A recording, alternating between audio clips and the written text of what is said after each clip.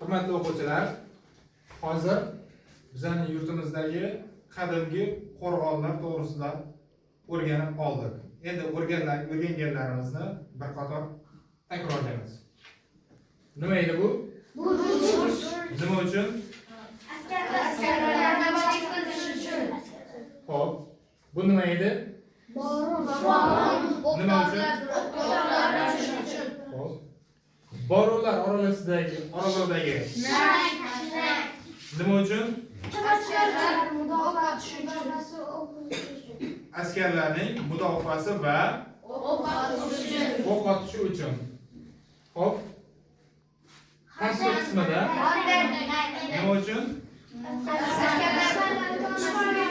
Askarlar o'ta olmasligi uchunmi yoki dushmanlar o'ta olmasligi uchun, kechib o'ta olmasligi uchun?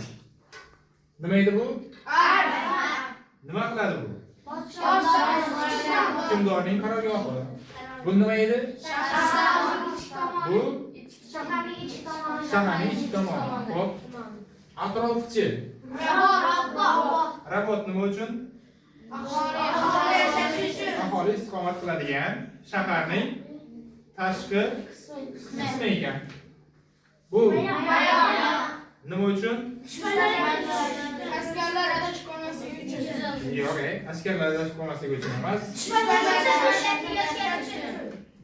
Dushmanlar va atrofdagi vaziyatni kuzatish uchun.